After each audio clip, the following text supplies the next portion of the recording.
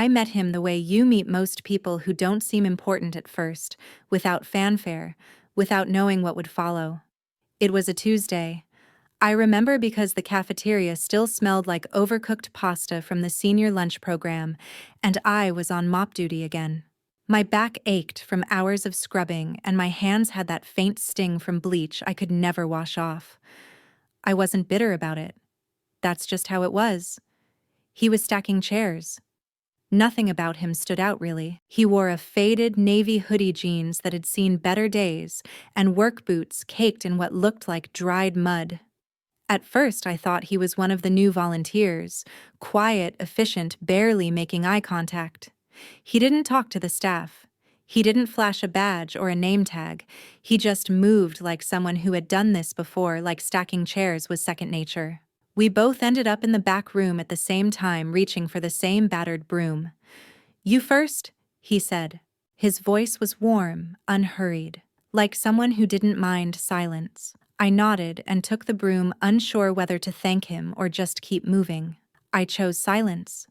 But I watched him from the corner of my eye as I swept how he wiped down tables with care, not rushing like most volunteers who just wanted their hours logged. He even adjusted the art project drying rack so it wouldn't block the emergency exit. That told me something he paid attention. Later that afternoon, I sat by the vending machine during my 10-minute break, sipping cold coffee from a chipped styrofoam cup. He sat across from me, one row over, drinking the same thing. We didn't talk. We didn't smile. But there was something oddly comfortable about it, like sitting next to a stranger on a park bench while it rains. You don't share words, but you share the weather. I didn't ask for his name. He didn't ask for mine. I figured I'd never see him again. People came and went in that place. Sometimes they were trying to check off community service. Sometimes they were trying to distract themselves from whatever mess life had thrown their way. But he came back. Thursday. Then again on Saturday. Every time, same hoodie. Same quiet movements. Same quiet coffee breaks across from mine. Emily, my daughter, asked once, "Mom, who's that man I keep seeing near the supply closet?" I shrugged. Someone helping out, I guess. I didn't realize then how fast someone can go from being a stranger you pass in the hallway to a constant that makes the hallway feel different. He wasn't particularly handsome, not in the magazine sense, but there was a steadiness about him, a gravity. The kind that made you feel like if everything around you collapsed, he'd still be there calmly putting the chairs back up. One afternoon, as we both exited the center through the back door, he held it open for me. I said thank you that time. He smiled, nodded. "I like this building," he said, looking up at the crumbling brick facade. "It has cracks, but it's still standing." I paused. "So am I replied, not even realizing I'd said it aloud until it was out. He looked at me then, not just at me, but into me. Like he'd heard more than what I'd said. Like he knew the language of people who patch things up quietly every day and don't ask for applause. And then, he walked away. That night, as I folded laundry while Emily studied in the living room, I caught myself thinking about that look. That moment. I didn't know his name. I didn't know where he lived or what he did when he wasn't wiping tables. But something inside me whispered, "You'll see him again." And I did. But not in the way I expected. After that day, the man in the hoodie began showing up in places I didn't expect to see him. The first time was at the laundromat on 6th and Pierce. I was loading Emily's jeans and my work uniforms into the old top loader that always rattled like it was about to explode. He walked in with a small laundry basket tucked under one arm, so small I almost laughed. Just a few dark shirts rolled tight. He didn't notice me right away. He stood at the detergent machine counting quarters like a man who did this often, but not always. His hoodie was different gray this time, but the same work boots, the same quiet way of carrying himself. I kept folding towels. But when he finally looked up and caught my eye, he gave a small nod like we were neighbors who'd never spoken, but always parked next to each other. I nodded back. We didn't talk. He loaded his washer, sat on the far end of the bench, and pulled out a paperback from his coat pocket. I didn't recognize the title, But I remember watching how slowly he turned the pages like he wasn't in a hurry to finish, only to be inside the story. He left 10 minutes before me, nodding again as he passed. No words. Just that. I told myself it was a coincidence. The second time felt less like coincidence. Emily had picked up a part-time job at Little Page Bookstore, a cozy indie place tucked between a flower shop and a tailor that hadn't changed its window display since the early 90s. I sometimes stopped by to bring her lunch. He was there, sitting at the reading nook in the back by the fake fireplace that didn't work but made people feel warm anyway. He was reading again. Different book, same posture. Coffee in one hand, one leg crossed over the other. He looked peaceful. Emily was the one who noticed first. "That's the same guy from the community center, isn't it?" I nodded, unsure whether to wave or walk out. But then he looked up, saw me, and for the first time, smiled. A real smile. Not wide, not flashy. Just genuine.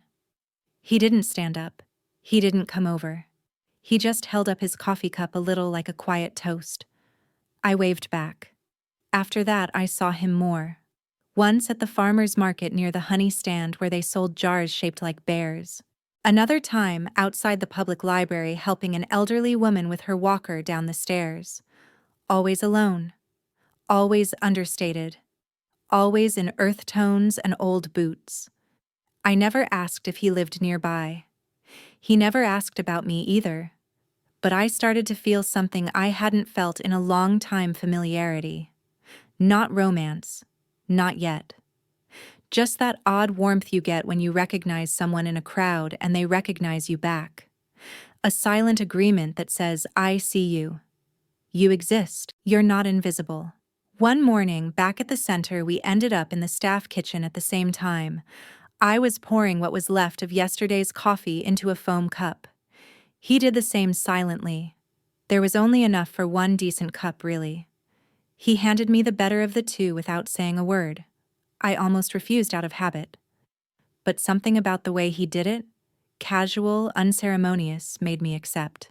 "Thanks," I said. He nodded. "You always take your break at 10:40. I blinked. "Depends who's watching the front desk." He didn't respond right away. Then, as he leaned against the counter, he said, "It's the quietest time of day." I smiled into my cup. "You noticed that too?" He looked at me like he wanted to say something else, but instead just took a sip of his lukewarm coffee. We didn't speak again that morning. But from then on, whenever I passed the staff kitchen at 10:40, there were two foam cups on the counter. One already poured, waiting, and I started to wonder, what kind of man notices the quietest time of day? And why did it matter so much to me that he did? It was raining that day. Not the kind of rain that soaks you through, but the light, persistent drizzle that makes the whole world smell like wet concrete and regret. I was on my way to drop off Emily's umbrella and a brown paper bag with her lunch: 2 egg salad sandwiches, a bottle of water, and a note folded into quarters that simply read, "Don't forget to eat." I knew she wouldn't. But I also knew she liked being reminded that someone cared enough to worry. Little Page Bookstore was always warm inside, like it had its own internal weather system. The bell above the door jingled as I pushed it open, sending a gust of cold air inside. "Hi, Mom," Emily called from behind the counter, half whispering as she handed a receipt to a customer. I waved back, holding up the bag. And that's when I saw it. The car. Parked right in front of the bookstore. Black, sleek, and polished like a mirror. The kind of car you only ever see in movies or behind velvet ropes. A uniformed driver stepped out and opened the back door with practiced elegance. It moved with the smoothness of routine, like this wasn't a favor, but a job he'd done hundreds of times. And from that car came him. Same boots. Same posture. But no hoodie today. Just a tailored charcoal coat that fit his frame too perfectly to be off the rack. A gray scarf looped neatly at the collar. His hair, usually hidden, was swept back in a way that made him look like someone entirely different. He paused outside the door for a moment, scanning the storefront like he'd never been here before. But I knew better. He had. Quietly. Alone. just last week.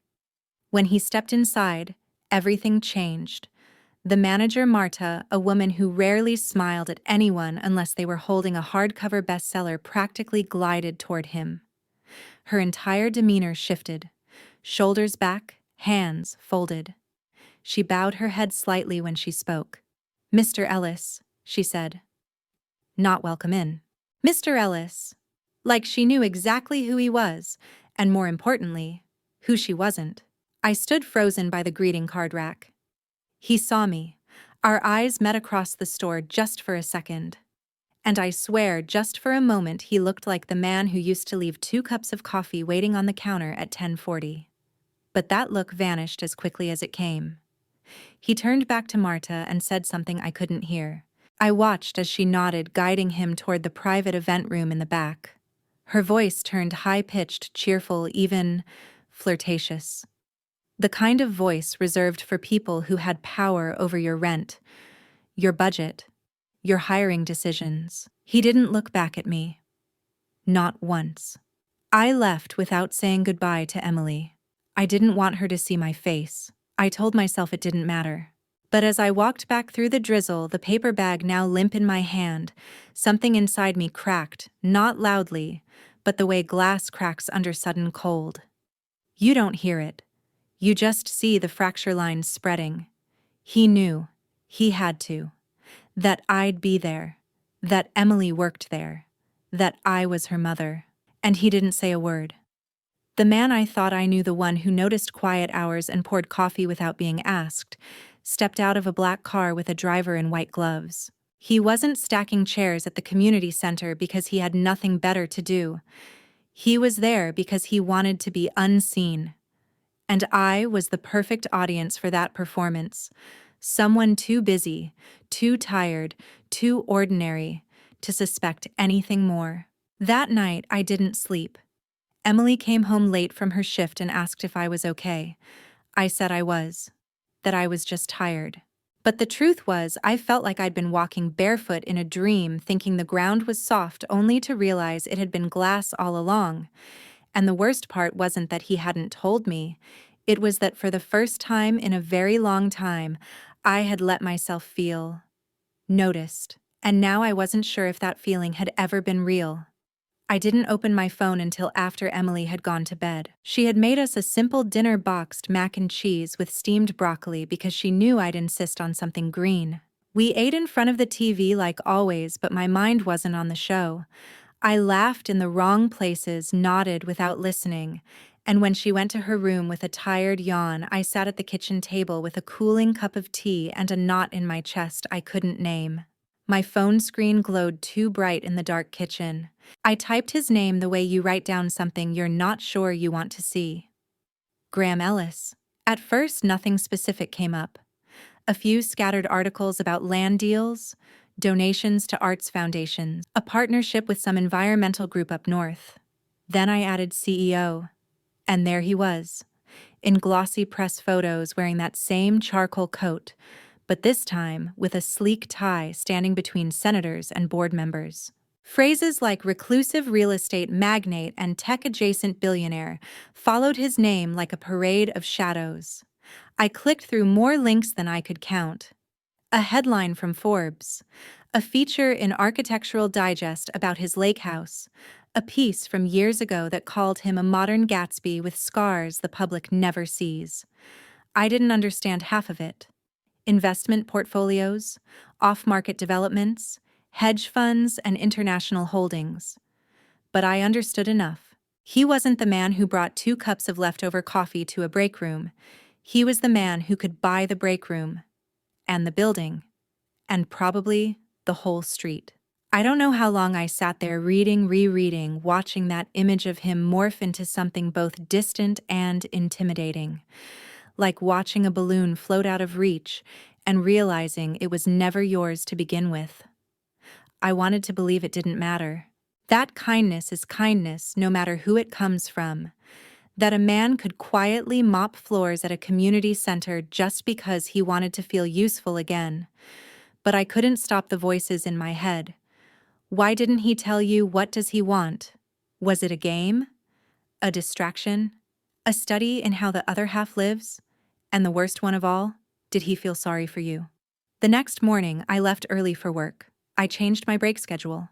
Took my coffee at 10:20 instead of 10:40. Avoided the staff kitchen altogether when I could. I told myself it was temporary, that I just needed time to process. But the truth was, I didn't know how to look him in the eye anymore.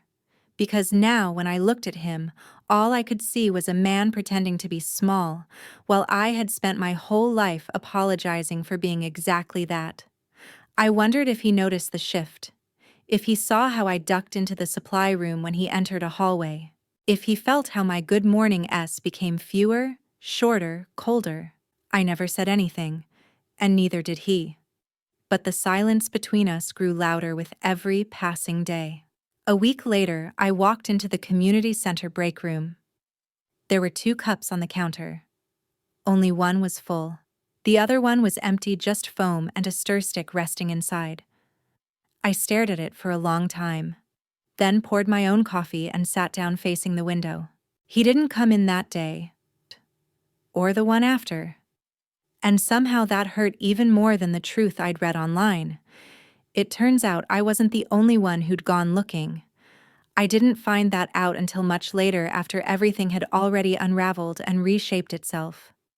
But when I look back now, I see the signs. The silences that weren't empty. The pauses in his eyes when he looked at me. The way he always seemed to know just a little more than I ever said. While I sat in my kitchen Googling Graham Ellis like I was peeking into a world where I didn't belong, he had already begun tracing the lines of mine. Not with search bars or news articles, not with social media or gossip. With people. With quiet questions and backdoor calls, the kind that money doesn't buy, but kindness does. He started with the director of the community center, who told him I'd been on cleaning staff for 6 years. Always early, never complaining. Left behind 2 promotions because they required evening hours, and I refused to miss dinner with my daughter. That's what the file said. Then he reached out to someone from the maintenance department who had once borrowed a mop from me and returned it a week late. That man told him I brought baked goods every Christmas, even for staff I barely knew.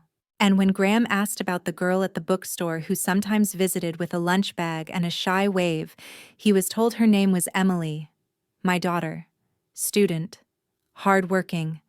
Quiet, like her mother. Somewhere along the way, he found out I worked a second job. A weekend position at Pinehurst Hill, a luxury wellness resort tucked just outside the city.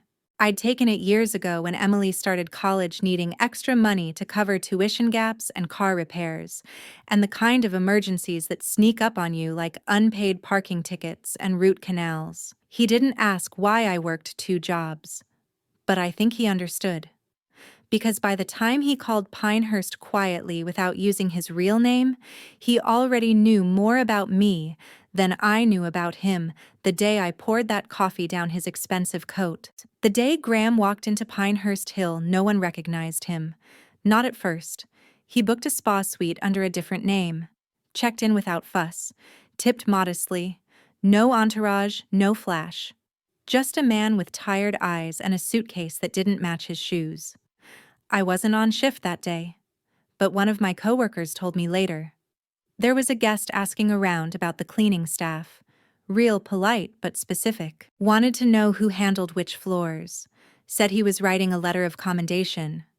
When I heard that, my heart thudded in a way I couldn't name. I told myself it wasn't him. But deep down, I knew. What kind of man tracks down the maid who stops saying hello? What kind of man notices that silence and chooses to answer it with patience instead of pride? He didn't confront me. He didn't send flowers or demand an explanation. Instead, he asked about my hours. He learned which wing I worked in. He found out when I usually took my 15-minute break, always 10 minutes early, so I wouldn't overlap with the newer girls who liked to linger longer than allowed. And then he waited, not like someone with a plan, but like someone hoping for coincidence while quietly making room for it. I didn't know any of this at the time. All I knew was that a man I thought I'd misjudged, maybe even embarrassed myself in front of, wasn't quite ready to disappear. He wasn't chasing me with declaration. He was watching carefully from the corners. I didn't look, trying to figure out how I fit into the world that had once felt so invisible to him. And he was trying to say, "I see you, even if you don't want to be seen." I found out later through someone who didn't know I needed to know that he had been watching me work before he ever said a word again. Not watching in the way that made your skin crawl, but in the way someone watches a clock. They trust quiet, consistent comforting. Like I was the one thing that moved exactly as expected in a world full of things that didn't. He started coming to Pinehurst more often, always under a different name. Sometimes for work, sometimes for detox, always booked in the same wing I cleaned. I never caught him staring, but I caught him noticing. And I think there's a difference. He saw the way I folded the towels tighter than regulation required. He saw the way I double-checked the bed corners even when no one was looking. He saw the way I apologized for noise I didn't make, for delays I didn't cause, for the weather I couldn't control. But what he didn't see, what I never let him see, was what happened behind the guest doors. They used to call me Mother Teresa. Not out of respect. They said it with a smirk. "She's too nice." "It's creepy," one of the girls whispered once when she thought I was out of earshot. "She thanks you when you take her cart?" Another laughed. "Who does that?" The newer ones rolled their eyes when I picked up after them. The older ones pretended not to hear when I was left to cover their half-cleaned rooms. Once someone left a passive-aggressive note in my locker. "You don't get paid extra for being a saint." I never responded. What would I say? That I wasn't trying to be good? That I was just trying to be kind? That I cleaned better because I couldn't fix anything else in life? No one wants to hear that. Especially not from someone like me. One afternoon, as I was refilling the mini fridge in one of the spa suites, I heard voices just outside the door. I froze, recognizing them as two co-workers from the evening shift. They were talking about me. "She volunteers for every crappy task. Makes the rest of us look bad. Honestly, I think she just likes suffering. You know, some people wear their trauma like a badge." They laughed. I stood behind the bathroom door holding a half-frozen bottle of mineral water, my knuckles turning white around the label. I don't know how long I stood there after they left. Long enough for the water to drip condensation down my wrist. Later that week, I found a clean linen cart in the hallway with an open maintenance report on top. It wasn't mine, but someone had scribbled on the bottom of the paper, "Rosa cleaned our mess again." Of course. No name, no apology, just a statement. A tired joke passed around too often. I thought I'd grown used to it. But that day, it landed differently, heavier, more permanent. Like no matter how invisible I tried to be, they still saw me, just not the way I wanted. I didn't know Graham had overheard any of it, but he had. I learned much later that he'd been standing just around the corner that day, waiting for a meeting that ran late, tucked behind a column near the elevators. He didn't interrupt. Didn't defend me in the moment. But that evening, when I went to clean the spa suite he'd been staying in, I found everything already folded. Towels stacked in the shape of a swan. Trash emptied. Sheets pulled tight as military corners. On the desk, a yellow sticky note with 5 words written in block print. "They don't get to define you." No name, no signature, just the words. And that was enough. You can feel it in the air when someone important is coming. It's not just the sudden urgency in everyone's steps, or the way management starts using words like optics and alignment. It's quieter than that. A shift in tone. A kind of artificial stillness, like the entire building is holding its breath, waiting to be judged. That's how it felt the morning Mr. Ellis Graham was scheduled to arrive at Pinehurst. Of course, no one called him by name. Not to us, he was the VIP guest.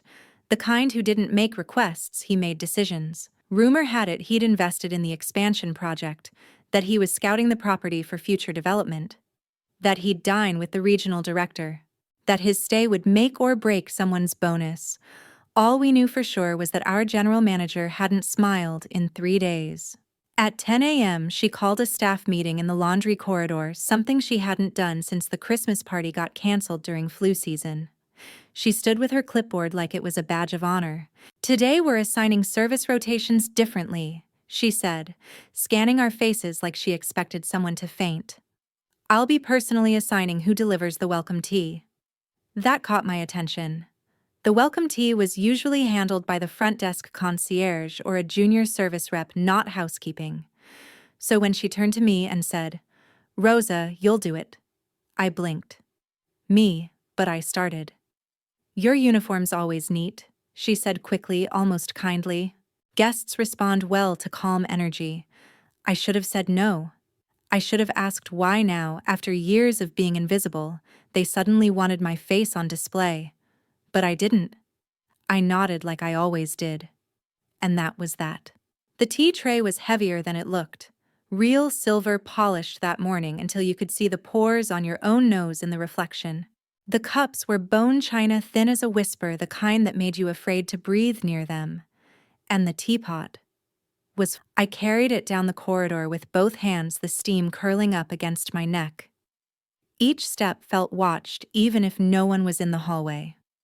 When I reached his suite, penthouse 3, I took a breath.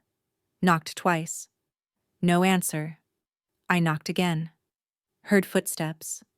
And then the door opened. He looked different. Not just dressed up, but contained. Like all the gentleness I'd glimpsed in the break room and bookstore had been tucked away behind a perfectly folded handkerchief and a suit that probably cost more than my rent for the year. He said nothing at first. Just looked at me. Not surprised. Not cold. Just present. "Good afternoon, Mr. Ellis," I said, keeping my voice even. "Your tea." He stepped aside. I walked in, and that's when it happened. One of the girls, Alicia, from the front desk came rushing around the corner behind me, carrying a clipboard and calling for housekeeping. She didn't see me. She bumped into my shoulder just slightly. But it was enough. The tray tilted, and the teapot, still too full, tipped toward him. The splash wasn't dramatic. It didn't burn him. But it left a dark stain across his lapel, soaking into the fine weave of that suit, like ink into silk. I gasped. "Oh my God, sir, I'm so sorry." Alicia stepped back like she'd witnessed a murder. My hands trembled, my throat closed. I reached for a napkin I didn't have. And Graham. He looked down at the stain, then back at me, and smiled. Not forced, not polite, but real. "I've always preferred coffee," he said softly, like a secret. Then he looked past me at the now silent hallway, at Alicia, frozen in place, and back again. And then, loud enough for everyone to hear, he asked Rosa, "Would you like to dance?" Time didn't stop. It just slowed in that cruel way time sometimes does, stretching a second into a long, quiet humiliation. The stain spread like a blooming bruise across his lapel. A perfect circle, then a darker line down his sleeve. I hadn't touched the tray after the bump, but it didn't matter. My hands were still shaking. I opened my mouth to apologize again, but nothing came out. The words were stuck somewhere between my ribs and my throat. All I could hear was my own heartbeat pounding like a warning bell. Alicia stood frozen behind me, her clipboard halfway to the floor, her face pale. But she didn't step forward. She didn't offer to help. She just stared at me wide-eyed like I'd broken a sacred object. I braced myself for the fallout. A scolding. A complaint to management. Maybe even a formal write-up. I'd seen it happen to girls for less. I imagined the meeting already, my name printed neatly on a piece of paper, my years of work reduced to one moment, one mistake. But he didn't raise his voice. He didn't even flinch. He looked down at the tea on his coat, then back up at me. And when our eyes met, I saw something I hadn't expected. Not anger, not surprise, something softer. Something like understanding. Then slowly, deliberately, he stepped forward, closing the space between us, and asked Rosa, "Would you like to dance?" It took me a moment to realize I'd heard him right. Dance here. Now the hallway behind us wasn't grand, the lighting was fluorescent. The carpet was patterned with swirls to hide stains. There was no music, no ceremony, no reason for anything except escape. But he wasn't joking. His face was still, sincere. What I managed. He extended his hand. Just like that. Palm open. Gentle. Like nothing had happened. Like the tea hadn't spilled. Like I wasn't wearing a cleaning apron with a hotel logo stitched into the chest. Like we were somewhere else entirely. Behind us, I could sense people watching. Heads leaning out of doorways. Whispers being traded like currency. It didn't matter. None of it did.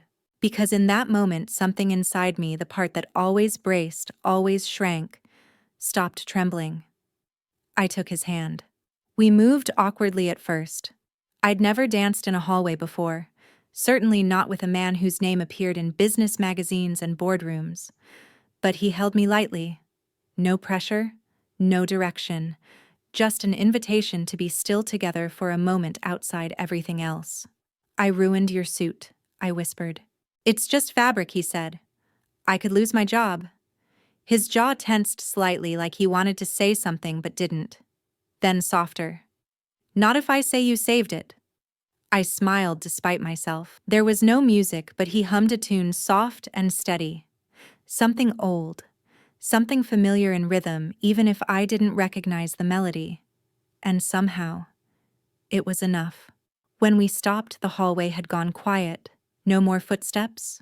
No more whispers. Just the two of us standing close, his hand still gently holding mine like I might fall without it. I stepped back first. He let go immediately, respectful, never lingering.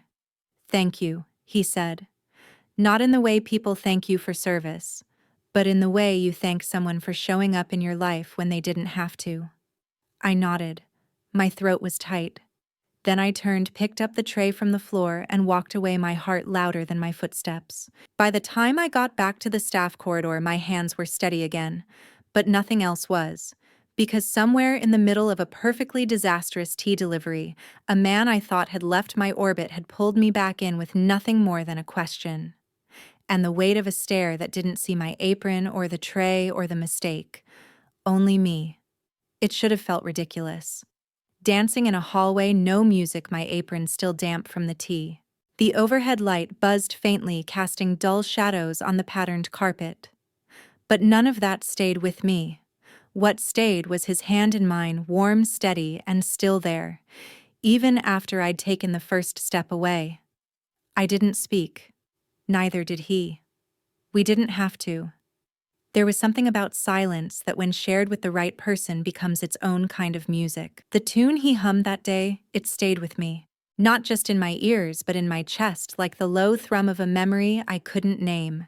That night, after putting Emily to bed, I stood at the kitchen sink rinsing rice, and I found myself humming it too.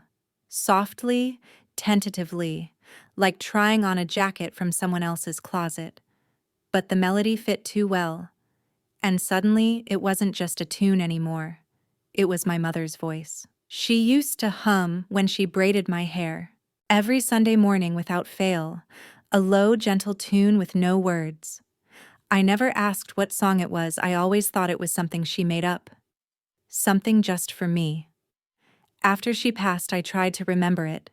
But grief has a way of stealing the sounds first. I forgot the shape of her hum long before I forgot her birthday, until Graham brought it back. Was it coincidence that he knew that tune, or did the world conspire in quiet, impossible ways to remind us of what we once had? I don't know.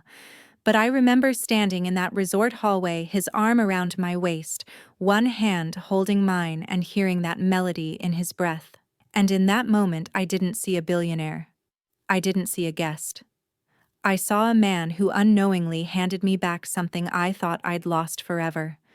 A memory. A sound. A piece of my mother. The next morning, there were stairs. I walked into the staff lounge and the room shifted like someone had dropped a fork and forgotten to pick it up. Alicia didn't look at me. But another girl, a newer one, always kind-mouthed, "Are you okay?" I nodded. But the weight of eyes pressed in from all sides. Some curious, some mocking, some jealous. I'd broken the rule. I wasn't sure which one. But in places like that, when you're the help, all the rules are invisible until you trip over them. And I had danced. With him. In public. Without music, without permission. Later, I found a note in my locker. It wasn't threatening. Not directly. Just a line written in red ink. No one likes a charity case with rhythm. I didn't cry. I just folded the note once then again and tucked it into my back pocket like a receipt I'd never claim. Because they hadn't seen what I'd seen. They hadn't heard the hum. They hadn't felt the way silence could wrap around two people and say all the things words were too scared to carry. That night, I hummed again while brushing Emily's hair. Same tune, same rhythm. She looked up at me and asked, "Where did you learn that I smiled?"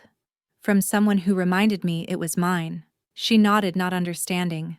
But one day she would. Because even if nothing came of that dance, even if he never walked into my hallway again, I had taken something real from that moment. And it would echo in my home for years. Like the hum of a mother's love. Or the first step in a dance you didn't know your feet still remembered. People stared. Not in the way they used to, like I was in the way or invisible or something to whisper about once the door shut behind me. This time they looked at me like they didn't know where to place me.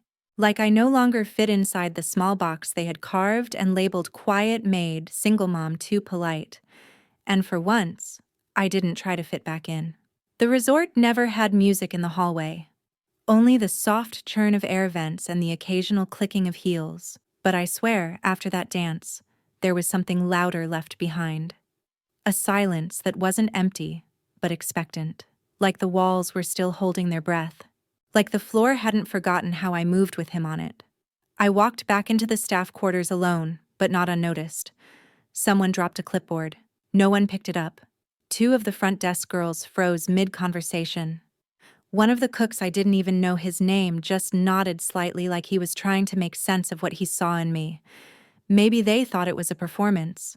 A rich man playing pretend. A foolish girl letting herself believe it meant something. But I wasn't performing. And I wasn't pretending. For the first time in years, I wasn't shrinking myself to stay safe. I wasn't apologizing for existing. I had stood in the center of their world, and someone had chosen to stand still beside me. Not to save me. Not to fix me. Just to see me. I didn't know what would come next. Honestly, I expected him to disappear again. Billionaires have empires to run deals to close prettier women waiting in first-class lounges. But something had already shifted inside me. The part of me that used to flinch at kindness. The part that apologized for breathing too loudly in shared rooms. It didn't vanish. But it stood up straighter. That evening, I took Emily to the park. It was one of the few places where I never felt like the maid. There, I was just a mother. A woman with a tired ponytail and a half-packed lunchbox. No one asked about my last name. No one cared what my shoes cost. She climbed the monkey bars while I sat on the edge of the sandbox. And for the first time, I thought, maybe I'm allowed to be seen. Not for what I do. Not for what I've survived.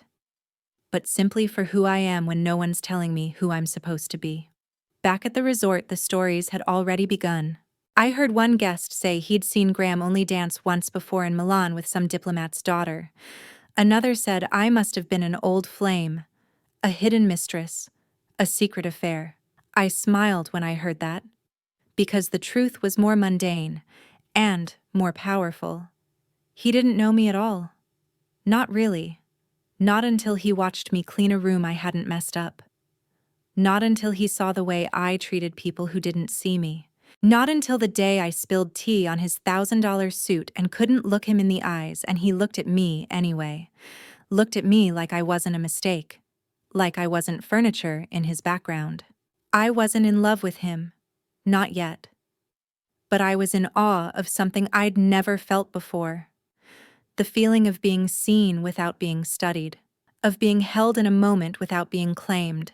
Of being offered a place in someone's attention not because I was loud or broken or begging for it, but because I simply existed. That was the first day I believed I was allowed to take up space.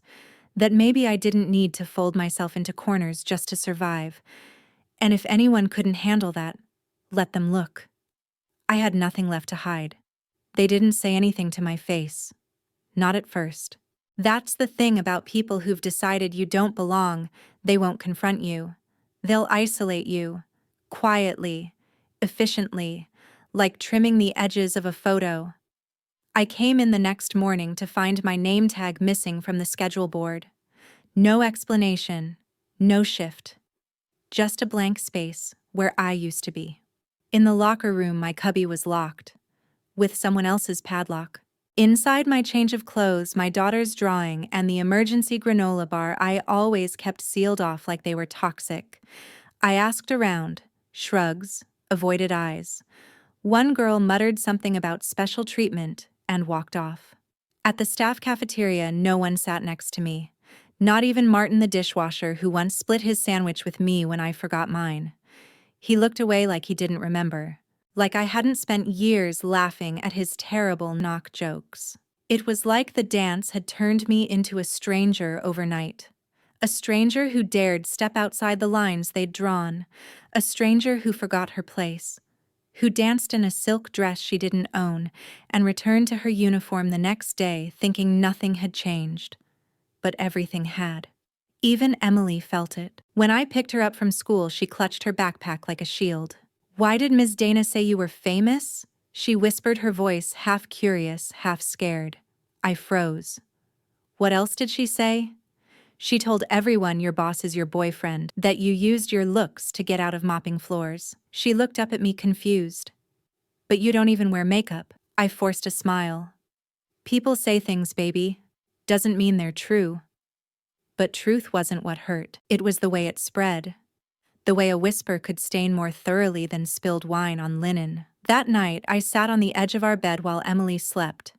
The tiny fan in our shared room hummed like it always did, but my mind wouldn't quiet.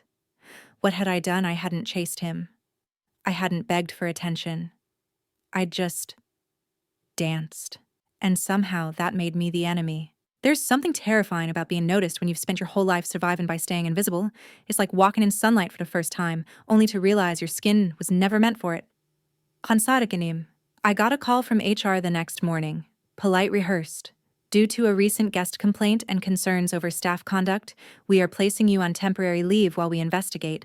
No one said what the complaint was. No one explained what conduct they meant. But I knew. They didn't have to spell it out. The dance, the eyes, the silence after. It had all been too loud. I hung up and cried. Not the loud sobbing kind, the quiet kind like rain that soaks you before you even realize it's falling. I wasn't ashamed, but I was exhausted. Exhausted from having to defend something so simple. A moment of dignity, of beauty, of recognition. When Emily woke up and saw my eyes, she didn't ask. She just climbed into my lap and held my face in her small hands and whispered, "Mommy, did someone stop the music that broke me?" Not because it was poetic, but because she understood something even grown-ups didn't, that joy shouldn't come with punishment. That being seen shouldn't cost you everything. I didn't hear a knock, didn't see a shadow through the peephole. But when I opened the door that morning, something was waiting on the mat, a thick white envelope resting right on the sunflower rug Emily had picked out last Christmas. No resort logo, no printed label, just one line written in careful cursive like something from another time for Rosa. And for the music that never needed a speaker. I froze. For a moment I thought it was another complaint from management, or worse, a formal dismissal. But it wasn't. Inside, tucked neatly, was a folded gray card unbranded simple, no decorations. When I opened it, the handwriting inside was unmistakable. I'd seen it once in the corner of a napkin he'd doodled on. Precise, controlled. It read, "They saw the dress. I saw the strength. They whispered scandal. I heard grace. When you danced, Rosa, you reminded me that being kind isn't small. You don't owe me anything. But your daughter deserves every door open. G." I sank to the floor, still holding the envelope like it might vanish if I breathed too hard. The apartment was silent. Emily was at school. No sound of laundry tumbling, no hum from the stovetop. Just the stillness of a moment that refused to pass. When I finally pulled the note aside, a second piece of paper slid out. It was a check. Made out to my full name, dated the day after the incident, and written in clean, bold numbers, $8,400. The exact amount for Emily's first year at St. Francis, a school I once dared to dream of, but never allowed myself to apply to. I didn't cry, not at first. Instead, I laughed. Softly. Not a bitter laugh, not one meant for anyone but me. It was the kind of laugh you make when a child hands you a crooked origami swan they've tried so hard to fold.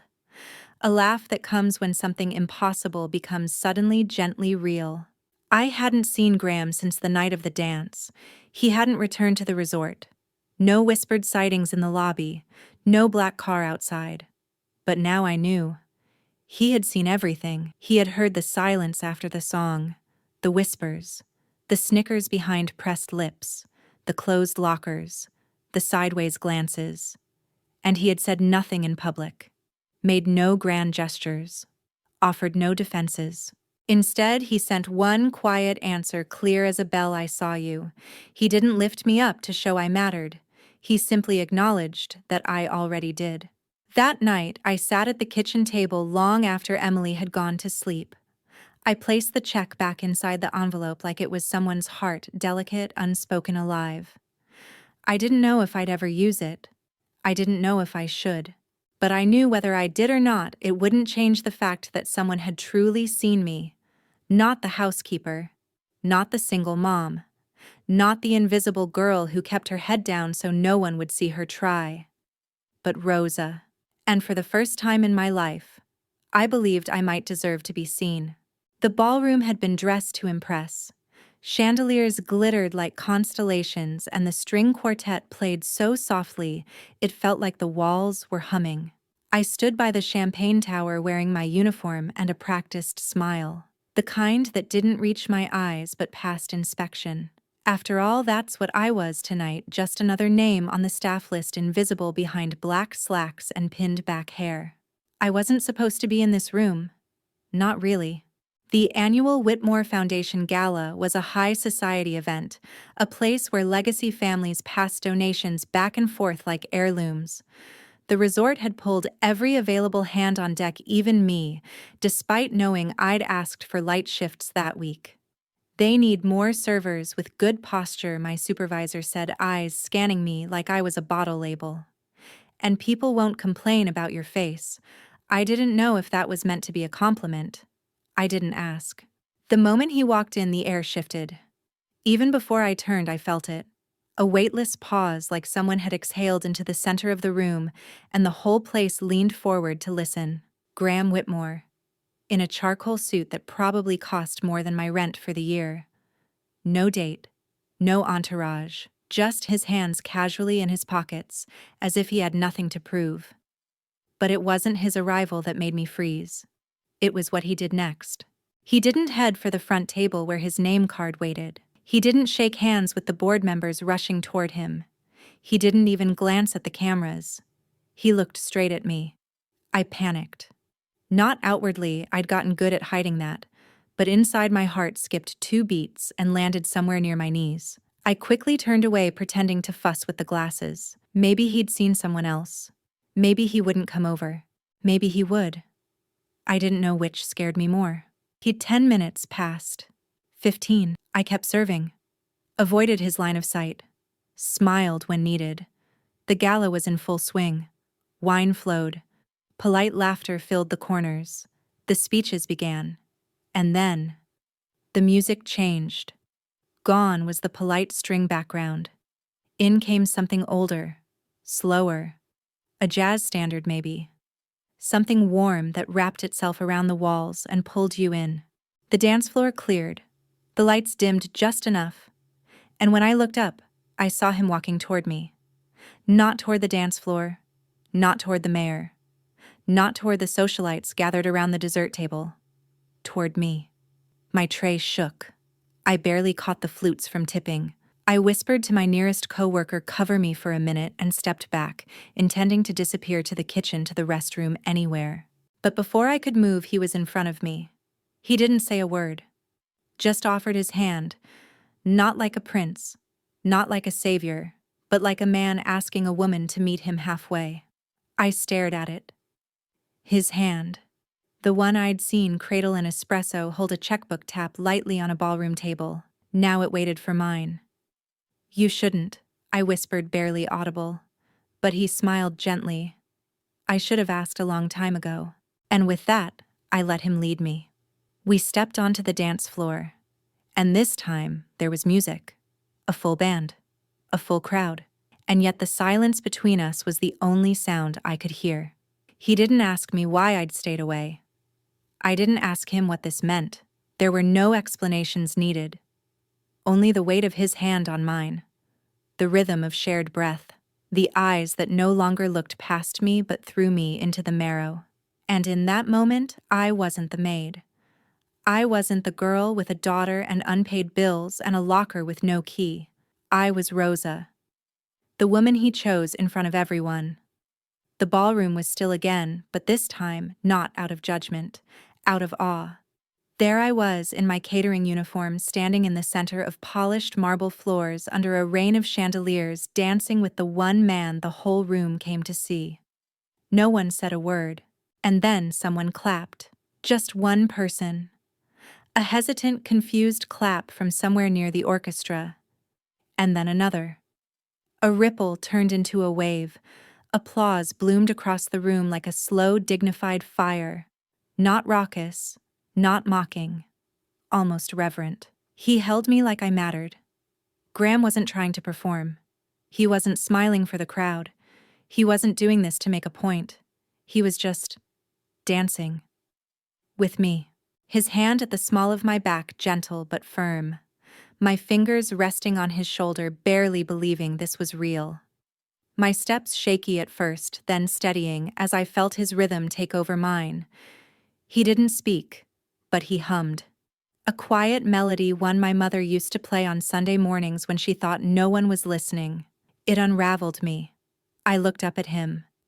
"You remembered," I whispered. He smiled, and this time there was something vulnerable in it. Not wealth, not confidence, not dominance, just a man remembering something small because it had mattered to someone else. We spun once, twice, as if the world tilted around us. I could see faces watching, curious, envious. Some amused, others politely confused. The board members, the socialites, the press, they didn't know what to make of it. Why her? They didn't ask out loud. They didn't have to. It was in their stares, in the tilt of their heads and the sideways glances at my shoes, my clothes, my very existence. But he didn't care. And for the first time, neither did I. When the music ended, we stopped. He bowed slightly, old-fashioned and sincere. I curtsied, not out of training, but instinct. And when I turned to step away, he gently pulled me back for one more spin just because he could. The crowd clapped again, this time louder. Almost real. I didn't know what to do next. Return to the kitchen. Pretend like none of this happened. Go home and convince myself I imagined the whole thing. But then I felt something I hadn't felt in years, a stillness inside me. Not silence from being ignored, not restraint from being careful. A real grounded stillness, like I was no longer invisible. Later, by the garden doors, an elderly woman in a silver gown approached me. She looked like she belonged on the cover of a charity magazine, pearls poised, decades of power behind her. "I've been attending this gala for 28 years, she said quietly. No one ever had the nerve to make a moment feel this alive. I didn't know what to say. She smiled, nodding toward Graham across the room. He sees things most of us stopped looking for. I didn't dance again that night. I returned to the back hallway, took off my apron, and sat on the cold bench next to the lockers. In my pocket was the handkerchief he'd slipped me. Not embroidered with his initials like I'd expect. No, just a tiny stitched line of music notes. I ran my fingers across it. The melody. My mother's song. I looked up at the ceiling, exhaled, and said it to no one. They didn't see me before. Not really. But tonight. I closed my eyes. They saw me. We never talked about that dance. Not really. The next time I saw him, it was just a quiet Tuesday morning. A gray sky, a slow drizzle, and the clink of coffee cups behind the counter. I was off that day. Emily had ballet. I stopped by the bookstore on Main, the one with the wobbly table in the back, and the overgrown ivy in the windows. He was already there. Same hoodie. Same faded jeans that probably cost more than my entire rent, sitting like a man who didn't want to be noticed even though everyone always noticed him. There were 2 cups in front of him. I didn't say anything, just stared. He looked up, smiled, and pushed one across the table. No words, no dramatic pause. Just decaf, right? You don't like the jitters? I blinked. He remembered. We sat for almost an hour. Not much was said. He asked about Emily. I told him about her newest obsession with learning all 50 states and their capitals. He laughed when I said she thought Nebraska sounded like a snack. He didn't talk about his company. I didn't ask. Somewhere between sip 4 and 5, I realized I wasn't scared anymore. I wasn't intimidated. I wasn't waiting for him to confess something or explain himself or clarify why he danced with me in front of half the city. And that was enough. At one point, a man came in and recognized him, whispered his name like it was holy. Graham nodded politely. The man tried to make small talk, then left when he realized this wasn't the place for a pitch or a selfie. When the bell over the door rang behind him, I looked back at Graham. People think they know who you are, I said quietly. He stared at his cup. Most days, I let them. I tilted my head. But not that night. He smiled, but not with his mouth. Just his eyes. No. That night, I wanted someone to see me too. We didn't kiss. There was no grand confession, no promise of forever, no fairy tale proposal under fireworks. He just walked me to my car. Opened the door. Waited until I was inside. Tapped the roof lightly like he had all the time in the world, and I drove away with my heart strangely still. Later that week, a card showed up in Emily's backpack.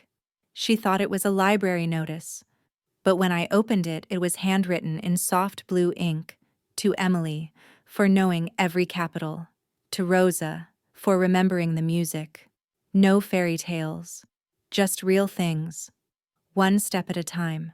Inside was a photo of a children's science museum pass year-long, the one Emily had pointed at 3 months ago, but I never had the budget for. That night, I sat on our tiny balcony while Emily slept inside, snuggled under her state map quilt.